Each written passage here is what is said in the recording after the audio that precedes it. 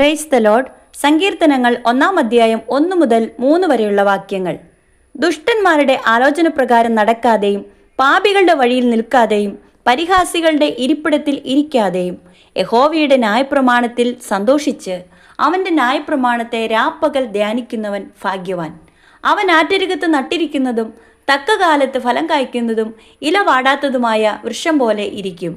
അവൻ ചെയ്യുന്നതൊക്കെയും സാധിക്കും. ദുഷ്ടത പ്രവർത്തിച്ച് മറ്റുള്ളവരെ ദിനംപ്രതി ഉപദ്രവിക്കുന്നവരായ ആളുകളുടെ ആലോചനകളെ നമ്മൾ ശ്രദ്ധിക്കാതെ, ദിനംപ്രതി പാപം ചെയ്യുന്നതിൽ രസം കണ്ടെത്തുന്നവരുടെ കൂടെ കൂട്ടുകൂടാതെ, മറ്റുള്ളവരെ പരിഹസിക്കുന്നവർ, സ്വന്തം ജീവിതത്തിൽ പരാജയം സംഭവിച്ച എല്ലാ രീതിയിലും പരാജയപ്പെട്ട ആളുകളാണ് മറ്റുള്ളവരെ പരിഹസിക്കുകയുള്ളൂ. അപ്പം അത്തരം ആളുകളുടെ ഒന്നും കൂട്ടുകൂടാതെ യഹോവയുടെ ന്യായപ്രമാണത്തിൽ ദിനംപ്രതി അതിനെ കേൾക്കുകയും ധ്യാനിക്കുകയും ഒക്കെ ചെയ്ത് അത് ഹൃദയത്തിൽ ഹൃദയസ്ഥമാക്കി നേരെയുള്ള പാതയിൽ നടക്കുന്ന ഒരു മനുഷ്യൻ ആറ്റരികത്ത് നട്ടിരിക്കുന്നതും തക്ക കാലത്ത് ഫലം കായ്ക്കുന്നതും ഇല വാടാത്തതുമായ വൃക്ഷം പോലെ ഇരിക്കും. വെള്ളത്തിനരികെ ആയതുകൊണ്ട് വൃക്ഷം ഒരിക്കലും ഉണങ്ങിപ്പോവുകയില്ല.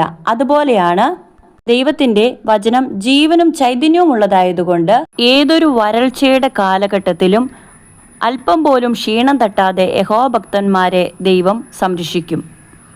ഒരു നീതിമാന്റെ ജീവിതത്തിൽ വളരെ പ്രതിസന്ധികൾ ഉണ്ടെങ്കിലും അവൻ്റെ ഹൃദയത്തിൽ വളരെ വലിയ സമാധാനവും സന്തോഷവും ദൈവം നൽകും.